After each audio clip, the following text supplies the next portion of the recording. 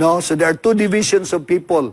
Bantayan na to ha, we have discouragers and encouragers. Asa man andi ang gusto na to may tabo sa itong kinabuhi in this life.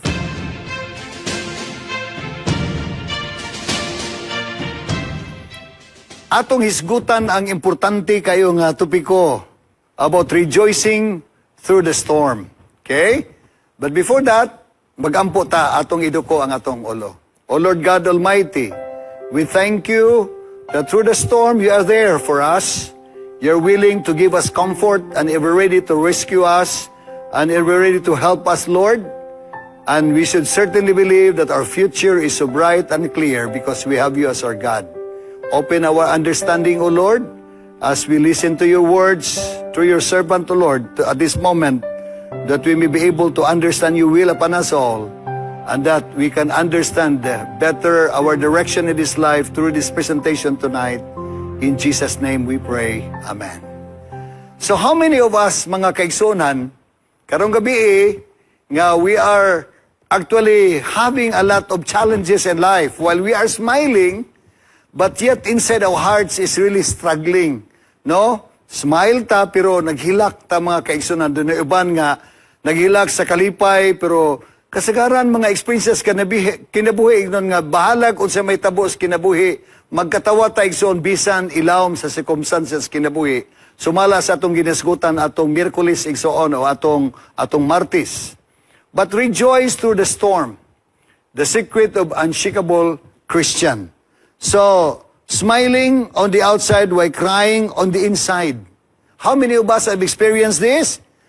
Sa Pilipinas igsoon, according to WHO, mga 3.3% of the population experience depression.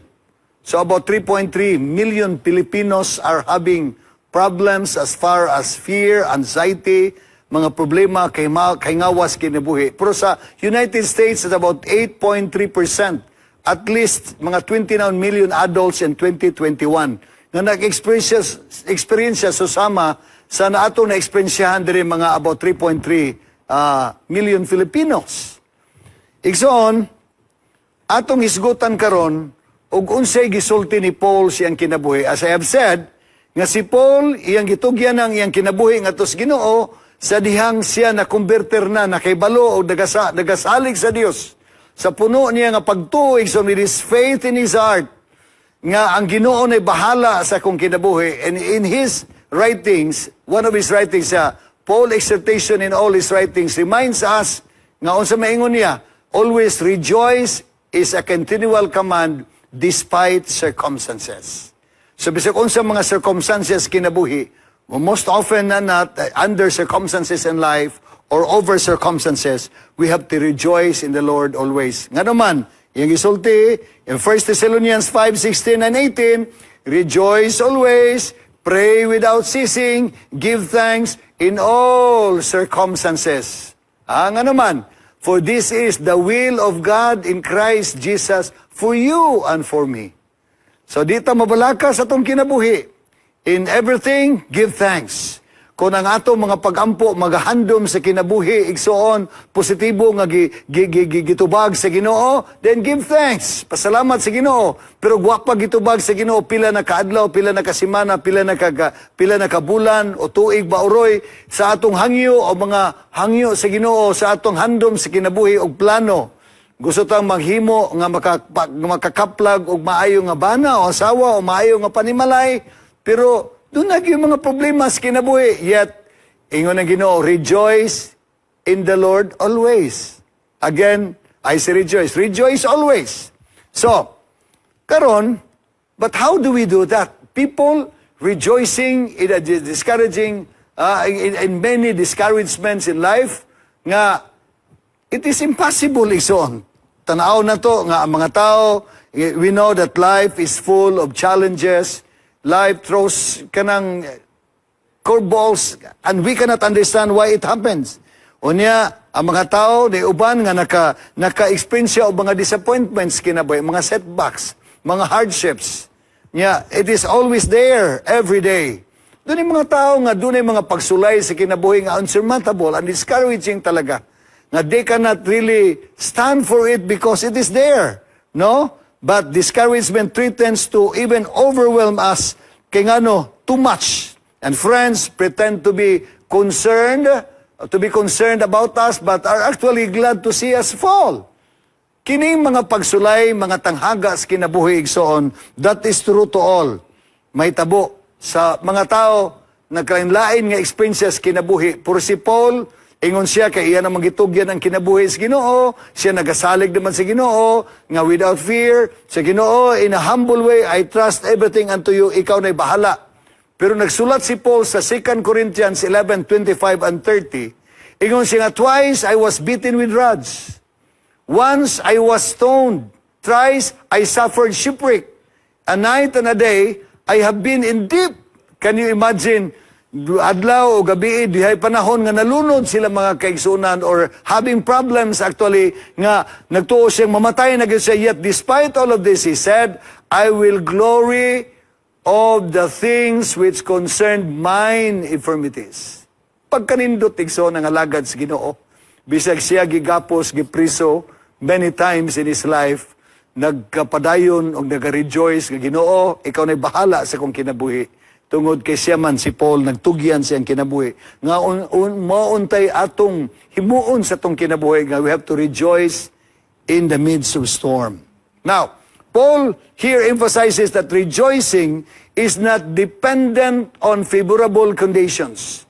Nga magpasalamat lang ta mga kaigsunan, mag-rejoice lang ta, tungod kay gipabor sa tuwa, pag dili gani pabor sa tuwa ang atong nadawat nga circumstances kinabuhi, murag maghilom lang tao niya, di ta magpasalamat sa Ginoo, but yet we are told nga we have to be what? We have to be thankful, but in a deep trust in God. Keep quiet, siguro hilom ta, yet Lord, kabalo ka nga, mo ni handom na ko kung kinabuhi nga unta successful ang akong business. Unta, mahuman kong eskwela Ginoo nga mo ni may tabo sa ako ang profession o mo ni trabaho nga gusto na kong masudlan nga unta mabuhi ang akong panimalay, akong pamilya pinaagi sa panalangin nga imong gihatag. Yet, kung dili ihatag sa Ginoo mga kaigsunan, we should be grateful with deep trust in God. Ikaw na'y bahala Ginoo. Nindot no? Nindot paminaon sa usa ka Kristohanon nga tungod sa eksperyensya sa usa ka alagad sa Dios nga si Paul, naghatag ka natog encouragement nga si Paul, nagtugyan siyang kinabuhi, dili man bedded of roses ang iyang na-experiensyan, human siya gidawat ni Kristo nga personal nga manluluwas. Pero mga kaigsunan, mga kaigalaan nga naminaw karon, dili lang diri sa ato nga area sa Cagayan de Oro, even throughout the world, we should certainly believe that God is really for us. And yet, He wants us to be successful in this life. Okay? So, unsa man gyud, what did he say of when to rejoice? Kano sa man kita mag-rejoice, mga kaigsoon? In all circumstances. Even when my hopes are deferred, bisan ang ato mga handom sa kinabuhi, sama ninigsoon, are deferred and you are thinking right. Because ang Ginoo, mo'y bahala sa tong kinabuhi. Doon natin mga handom sa kinabuhi, nga dili na to madawat mga kaigsoon, and yet, we should certainly believe nga God is in control of everything, as what had happened there ni Elijah. Si Elijah, usa ka alagad sa Dios nga kanunay witness og unsa ang mga mirakulo nga nahitabo siyang pagministeryo sa iyang kinabuhi. Gipakitaan sa Dios ang iyang kagahom nga ang iyang halad, igsoon atubangan sa mga tao nga dili mo tuo sa tinuod ug buhi nga Dios. Nga gidawat sa Dios ang iyang pagampo og nasunog kini na burnt offering, gidawat sa Dios iyang pagampo og gisugdan kini, gihimo na po nagplastada ang mga propeta ni Baal. Nagampo sila kay nagtuo sila nga dawaton po ni Baal, manadawaton silang Ginoo ang ilang mga pagampo, pero wala, nagsamad sila lawas hangtod nga many of them, about 800 according to the record, many of them prophets of Baal, mga false prophets, na nga matay mga kaigsunan og nasuko kayo ang asawa sa hari nga si Jezebel. Og nagsulat siya ngadto kang Elijah nga of the same time at 9 o'clock tomorrow, the same time, you will be dead like them. So nabala ka, pagdawat ni Elijah igsoon, human sa dako nga mirakulo nga gipakita sa Ginoo, okay pa man to, hinihinay nagsugod-sugod naman siya lakaw, hinahinay siya palayo dito sa dapit diin, nila gihimuan tong mirakulos Ginoo, hantod nagsinahinay siya dagan mga kaigsunan, hantod digdagan siya nga murag kusog pa sa kabayo igsoon, hantod kusog siya kayo, under gikapoy siya, gihapo siya mga kaigsunan, and he found himself under a juniper tree discouraged. Ingana ang kinabuhi sa tao sa atong paglayag ining kalibutan ng mga kaigsunan nga dunay panahon nga kita pagasulayan sa mga tanghaga sa kinabuhi. Ialaw sa Ginoo mga pagsulay para nga malig-on ang atong pagpangalagad kaniya ning katapusang mga adlaw. But in 2 Kings 19:4 gisulti gid that Elijah went a day's journey usa ka adlaw niyang biyahe mga kaigsunan and came and sat under a juniper tree and requested himself that he might die. Nga Ginoo, patya na lang ko, kay ngano man, urag wa man ko'y nahimo sa pila ka tuig nga ako nagserbisyo kanimo, bisan sa mga mirakulo nga gipakita sa Ginoo sa iya. Tanawar ang alagad sa Ginoo, sama ra pud nato igsoon. Nga madiskuryo, pero we are told by Paul nga rejoice in the Lord always. Again, I say, rejoice. It is enough. Ingon ang Ginoo, it is enough now, O Lord. Ingon day si Elijah nga, O Lord, take away my life, for I am not better than my fathers. Unsa man nga urag wa man ko'y nahimo sa kong kinabuhi. So ning laya siya mga kaigsunan. O kunya, nakadungog si Elijah mga kaigsunan, a soft, gentle whisper from the Lord Himself. Sa mga kita sab, makadungog, o kanabang hungihong gikan sa Ginoo nga the Lord speaks to His tired servant. Nya unsa may gisulti sa Ginoo, what are you doing here, Elijah? Naglakaw man ka diri sa wilderness, kamingawan, under a juniper tree, katago-tago ka man, hadlok man siya god, ug unsay gisulti sa wicked queen. I've been very jealous for the Lord God Almighty. Siya nga, daghan kay kog nahimo para sa buhat sa Ginoo, daghan kay kog na-accomplish sa nga nining kalibutana paggamit sa ngalan sa Dios, pero mo ni nahitabo karon, patya na lang ko Ginoo, kay perti ng paitas kong kinabuhi, gihasol man ako aning queen nga gusto mo patay nako, nahadlok siya. Iyang nalimtan ang kagahom sa Dios, nga nagpakita niya og mirakulo sa daghang panahon, nga walay pagduda mga kaigsunan nga the God that he is serving is a living and a loving and very understanding God and an all-knowing God. So, pero giingnan siya. Dili tinuod nga ikaw lang na nabilin. I have left about 7,000 in Israel nga mga faithful, nga mga tao nga nagaalagad gyapon kanako. Siya mao pa Ginoo. Murag nakamata siya. Gipakaon siya igsuon, gipainom siya, niya nabuhi siya, na kanang nibalik ang iyang strength. Kay murag naulaw na siya sa Ginoo, nga murag gibasol na niya Ginoo, kay murag wa may ayo niya akong kinabuhi, nga human ako nga gihimo, nga tarong, nga mga butang alang sa Ginoo, mo din niya akong premyo, patyon day ko. And so, no, there are still righteous people there who will assist you. Pero siya nga, sige, padayon ko, pero wala na. Siya, ay na lang, kay nana si Elisha nga mupuli nimo. Another person nga itong isgutan mga kaigsunan, kinumdo mo ni Job, usa ka tao nga wala gyoy black page sa iyang kinabuhi.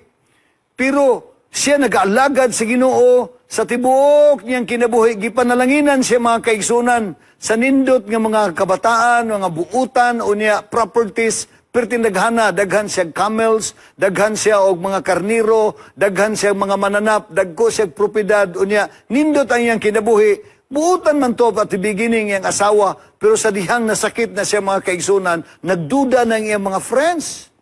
Nga di man kahatagan og sakit kung unsa, kung wala kay sala nga tinaguan, nagduda na siya nga, sige Ginoo, may pamamatay na lang siguro ko, katong sa panahon nga ako na tao, nga wa na lang gyud ko ning dako, unya sama karon nga nagantos aning akong kwan, pero sige lang Ginoo, even if you will kill me, yet I will serve you. Wagi kabalaka pagkanindot sa pagtuo ni Job igsoon siya nga sila nga siguro na kay tinaguan kay di man ka muani kung wa kay gitanom tanawa ra guning ilang gihimo siguro og dili ka tarong pa ka nga tao dili ka silutan sa Ginoo tanawa ra gud kining iya mga friends, imbis unta imo comfort sa iya ha, pero tanawa, nagsige hinuon niya og sulsol nga siguro na makaka o doon na kay mga butang nga gihimo nga wala nimo gidala atubangan sa Ginoo. Ana na sa igsoon. In this life walay butang nga matago atubangan sa Ginoo. Pero tanawa ra kung sa itubag sa alagad sa Dios, though he slay me, yet I will trust in him. Siya bisan pagpatyon pa ko sa Ginoo, bisan pag maut-ut ko aning makabahong o samad sa akong lawas karon, yet I will serve him o I will trust him. Nindot no? O niya giduble pag yun sa Ginoo ang iyang mga kabataan nga buutan pag yun sa mga apo, o niya gitagaan og maayo nga og malipayon siya mga kaigsunan niyang kabtangan giduble pa. Kay nga ana ang Dios mupakita siyang kagahom o siyang kaayo sa iyang mga katawhan nga nag-alagad. Bisan si Kristo mismo, tagiya sa tibuok universe, tagiya sa tibuok kalibutan nga mo'y naghimo nato, siya mismo gani. Ha? Hope deferred. Number 3, nga all his friends left him. Ang iyang mga higala, ang iyang mga katubo dito sa kaning sa ilang dapit mga kaigsunan sa Nazareth. Oo, wala na mo ila sa iya nga oy panagraman na siya o panday. O niyang uban nila, nagyama-yama sila nga o napahari-hari oroy nga pobre raman po na siya. It was the crushing weight of sins of the world and the sense of his Father's wrath that has quickly ended the life of Christ upon the cross. See, according to Ellen G. White, no, a woman writer, is telling us nga the sins of the world, pero okay lang. Gidala, gipasan sa Dios.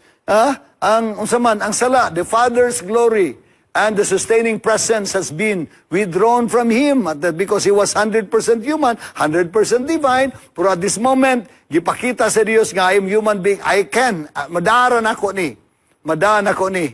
Unya, with all the challenges in life, siya nga sige lang, the force from the pale and quivering speech lips, the anguish cry, Lord, mo na nighap siya, Lord, my God, my Father, why hast thou forsaken me? As I have said last time, 2 days ago, 2 nights, nga ang kining pag-antos ni Kristo mga kaigsunan di ay dunay kagulugan, wa man siya pasagdi sa kabahan, because behind that cross, the Father saw millions of people marching towards heaven. Marching towards heaven. Kang Ginoo mismo nagpakita sa iyang ang kangilad sa sala. Nga sige lang, kikinanglan gyud nga ang anak mismo, muari sa yuta aron kita makabaton og positibo nga outcome og kaluwasan mga kaigsunan. Christ consented to die in the sinner's stead, thinking about it, positive outcome. And that man, by a life of obedience, might escape the penalty of the law of God. See? Tanaw nimo, he obeyed the direction of the Father. So you consider Christ consented to die. Na kitang tanan mga kaigsunan that our pride and self-esteem cannot flourish in the heart that keeps flesh in the memory of the sin of Calvary, because Christ himself presented himself an example of humility and service, and so on. Ano sa meaning sa pride? Personal revelation, acronym, no? P-R-I-D-E. Unsa man higayon nganong ang yawa si Satan, the morning star, siya ba morning star, no? The great, the powerful angel na nahulog dili nga nahimo ng Satan mga kaigsuonan ang yawa nga iyang gibatnan ang kanabang word nga pride, yang kahulugan pride, ang acronym personal RP, revelation of intense desire to exalt oneself, and that is what had happened to them. To him, he was thrown into the earth. O niya karon nagsigig disturbo nato ug di na unta taangay nga mabalakaw mag-uol kaniya mga kaigsuonan tungod kay siya pildi naman dito sa Kalbaryo sa cross. As I have said again, Satan cannot read our minds. We can only be vulnerable And Satan will take advantage of us if we open up our mouth and ask something nga mahibaw-an sa yawa, nga mo na'y dautan, nato nga pamaagi nga mo iyang ginihimo sa mga tao igsoon nga kanunay taniyang disturbuhon. Pero tanawad, hope deferred. Pero sige lang, mga tao nga nag-alagad sa Ginoo, rejoice in all circumstances. That is how we should think positively in this life. Para sa mga tao nga nag-alagad sa Dios, o mga negatibo nga mga tao mo ni siya. Para sa mga tao nga negatibo, sa sayang may tinik ang rusas. Pero sa mga tao nga nag-aalagad sa Ginoo, may salamat, may rusas ang tinik. Kaya ang mga sirkumstansya, mga panghitabo, mga pagsulay sa kinabuhi are there, as we have learned 2 days ago, nga kini makahata ka na tugdugang gahom o kagahom opportunity to learn more about life and that we can be good counselors to those who may also experience the same kanang hurting experiences in life as we have gone through it sa atong kaugalingon nga experiences kinabuhi. What did he say? Again, if when we give thanks, tanawagod na ha, in all circumstances, sa tanang circumstansya, even when criticisms are bombarded at me, bisan ang mga tao, wala ganahin ako, mga tao gusto nga mo daot sa kuha, okay lang na siya, tanawa ni, na example, ha, tanawa ragod ni, kini si Rachmaninoff nga atong himuon diring example igsoon nga usa ka tawo nga composer ni siya pero ang naka purke sa iya ka ang primero ginyang gi-compose nagtuo siya nga ang mga tao nga naminaw sa iya ganahan sa iyang gi-compose ago his first symphony met a storm of criticism ug tungod ani naniwang siya igsoon murag na depress siya. Isa noon sa mani nga na ako'y gihimo nga nindot nga musika para sa mga tao, wa man sila ni-appreciate. So lahi, ang iyang understanding sa iyang kaugalingon nga talento nga unta dawaton sa mga tao, wa dawata igsoon. So pero, wa siya na diskoryo, padayon siya og himo, gamit siyang talent to encourage and even inspire more singers and composers to continue do what he is doing nga composer siya naghimog mga symphony but went on to produce some of the most magnificent music ever composed kini si Sergei Rachmaninoff. Ingana igsoon. Life must go on. Life must go on because our marathon of life here as we have said that it needs persistence. Endurance igsoon is required. Number 2, kini si Thomas Edison, Alva Edison. We know him as a great inventor. Niya daghan ng saway niya primero, kanang tawhana. Gusto lang na siya siguro nga he has a bad kanabang habit of poor financial management. Siya nga, unya ka na siya, gusto lang na siya nga, ug unsay giimbento sa uban, iya pong i-modify, unya, ilambo niya, iya de kung claim mo dayon, muna uban siya nga, you lost your hearing and stopped experimenting. Siya, nga naman, kay daghan na kay sa gimo, mga 10 times, 20 times, 100, 200 times, 500 times, puros palpak mga kaigsunan, na puno na sa palpak ang iyang laboratory. Siya, you are just pursuit of fame and recognition. Pero wala gid siya ning undang igsoon of all tilos, tulisok siyang kinabuhi. Sa ingani maning mga tao, kay gusto sila nga, kining madaot ang akong direksyon sa akong planos kinabuhi nga kani para mani sa mga katawhan sa tibuok kalibutan. Sa itag Thomas Alva Edison, 14 months of research, an investment of $40,000 and ultimately around 1,200 experiments to present the electric light bulb on 21st of October 1879. Muna nag-enjoy na takaroon rin sa Hope Channel with beautiful lightings here. We can see because of this man, Thomas Alva Edison. Nindot no?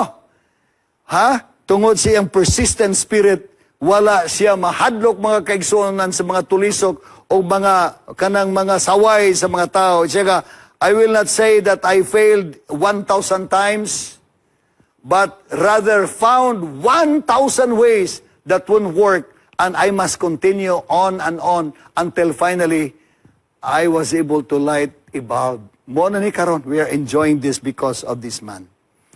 dunay bars of criticism sa kabata sa dad kining pwede pa papa, it's okay to tell people about my dreams and goals in life siya. Okay man na siya anak. Siya kining why do you want to know? Nganong gusto man ka nga mahibalo sila about you? Siya, well, I want to have a great impact of my generation. Kayang man ni siya nga Chinese siya nga gusto ko nga sa akong pagkabata, I want to do something. Siya, mao ba? Dayon, siya, let's go fishing. Siya, tana, let's go fishing and I'll tell you later. So, gidala siya siyang amahan dito ng isda, nagkuhan siya, nag-fishing sila. Now, human nila og pang pila ka minutos, pila ka oras, siya, look at these fishes. They have lost everything in their lives now. Sa tanawa, kining mga nasa basket karon nga mga isda nga ganganga, nawala na ang tanan nila mga handom si kinabuhi kay taod-taod ani pirituho naman ni. O una na ni or ato na isudan na ni sa mga tao. Kay ngano, mo maning ganganga ang baba, nya mo ning na sangit sila sa kanang taga. O nasangit sila sa taga. So do you think why they have to go through such misfortune? Balik sa mahanapod. Siya, a fish with a closed mouth never falls a victim to the bait. Siya, ang isda ko no, nga ang baba gitakom bisag naan ng taga, dili gid siya mailad sa nagdala taga nga naay paon diha, dili mailad kay gi-close yang baba. Pero katong nagnanga nga isda, sigurado gyud nga mailad unya madakpan unya pirituhon o himuong sudan. Okay? So son, giingnan niya sa siyang mapapa, a good reason to keep your mouth shut is that most people don't want to see you succeed. Ang rason good reason to keep your mouth shut is that most people don't want you to be to be successful, see you successful in life. So save your plans from being sabotaged by people who envy you. May pud advice samahan. Ayo sig burakrak sa imong baba. Importante nga, just keep your mouth shut and muna imong buhaton. Move in silence, take action, and shock people later. Nindot do? Nindot siya nga plano sa amahan. Kay mao magodi, doon ay mga heroes of criticism sa atong palibot igsoon. Nga gusto sa Ginoo nga we want to be successful in life, with all the challenges and problems in life, but there are people who are considered mariches, marisol, maruyop, naiparitan, naapoy paruyon, naapoy parungong, tanong sa mani sila. These are people nga tig-chismis, tig-sulsol, tanan, all are there. Mangita lang yun og sayop, naapoy tig-hungong, o niya naapoy tig-uyon-uyon lang, o niya tig-tandi-tandi. All of them are there in our community, but you see, usahay gamiton ta sa yawa nga magdiskuryo sa uban, but remember this nga God wants us to be an encourager. Unsa man ang atong gidala sa komunidad karon nga naong kinibang makapalipay sa uban o makapadiskuryo sa uban, which one? Which one are we by now? Unsay gipakita nato sa komunidad? Tanawa ha? Kaya nga naman, doon ay mga fake friends with all of this. Di na nako ni basahon tanan, but you can see nga all of this are really negative, no? Nga ang importante manggod mga kaigsunan nga with all the fake friends around, we are optimistic about life and we believe and we pray for them that these people who are doing this, nga somehow the Lord will continue to enlighten them too.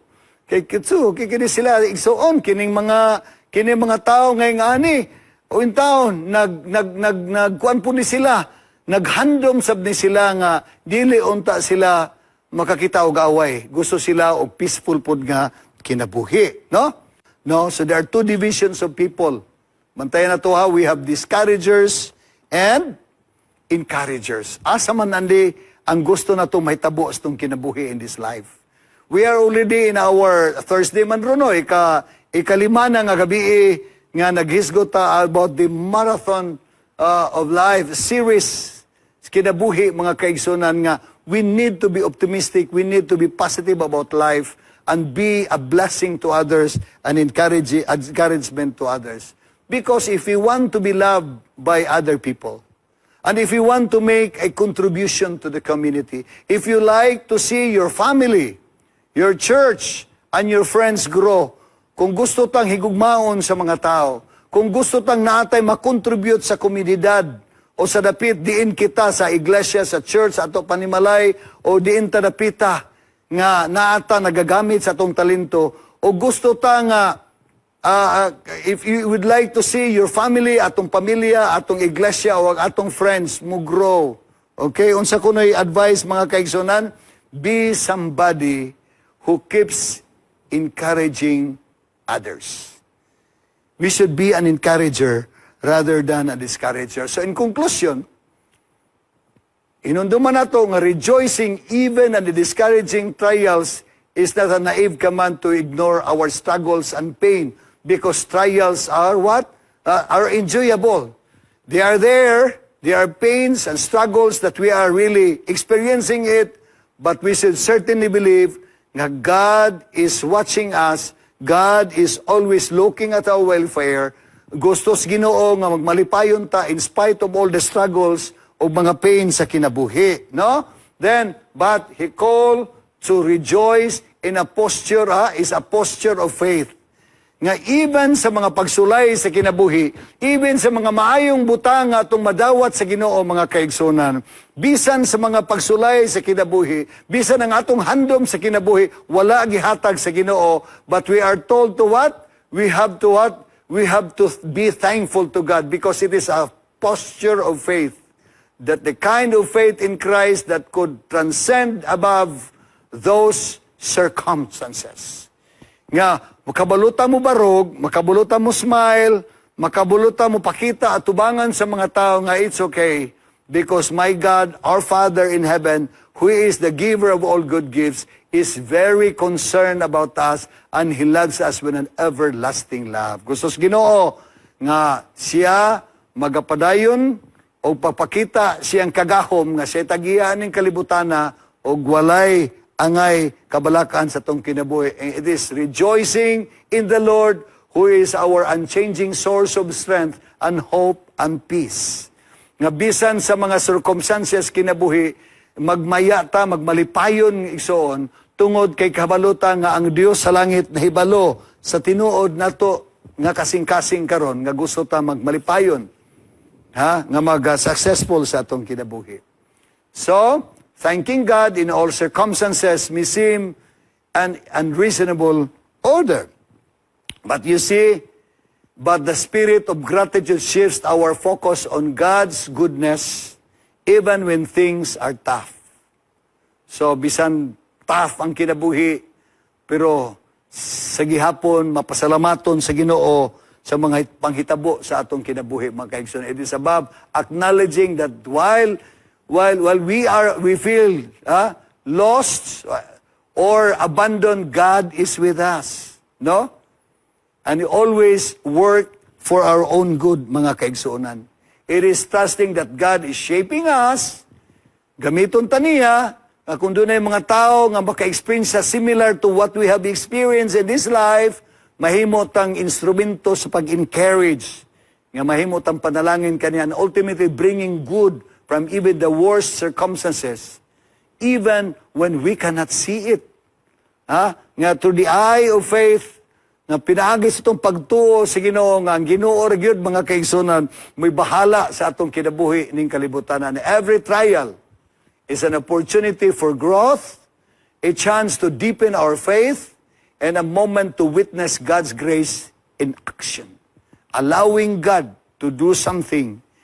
Nga when we just do what Apostle Paul did, nga Ginoo, ang mga butang nga akong buhaton, masayo pinoon ko na ikaw nalibahala, biga akong buhaton ang mga butang, sumala sa imong directions kinabuhi, with humility, humble spirit, Lord, take care of me, ikaw na'y bahala, then take control of me, then everything will just run through, flow mga kaigsunan, and you'll become an instrument of peace, joy, happiness, in the place where you are around. Mga tao, magtanaw si mo, hala, naalagi si si June, o naalagi si Pedro, o naalagi si Dwight.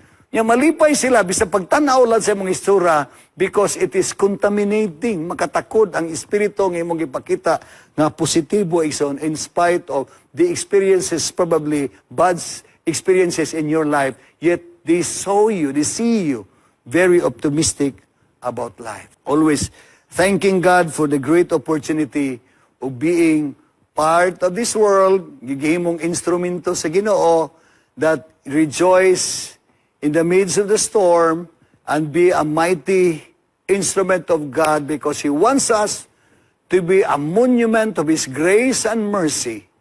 Nga kita di ay, bisan sa atong pagkadili takos, makasasala, gipasaylos Ginoo, o gamiton ta nga instrumento siyang grasya o kaluoy parang uban, magtanaw ka nato nga madani, nga ang Dios nga atong giilagaran usa ka mahigugmaon, a loving God, and willing to save us in His kingdom soon when He comes back. We will all be neighbors then in heaven. So let us pray. Amputa, Lord God, we thank you tonight again for the opportunity of knowing you. That to be optimistic about life, we have to trust in you, Lord. Against all the trials and difficulties in life, we have to depend on you. Satan is never happy every time he saw us praying and asking for your help and guidance, yet we need not to fear about him because he is already a defeated foe, O Lord. Pildi na siya nga kaaway didto gidabuntog sa Kalbaryo sa cross. Og di na kami angay maminaw sa yawa ay ang disturbo nining kalibutana kay siya wanay kagahom kun ikaw na ang may gahom sa among kinabuhi, and that we can have a very positive outlook in life. And we can see wonderful blessings ahead of us as we trust our direction, our future to you, O Lord. Your will be done upon us all. We trust our families, our lives, our future unto the hands. Thank you for hearing us tonight. In Jesus' name we pray.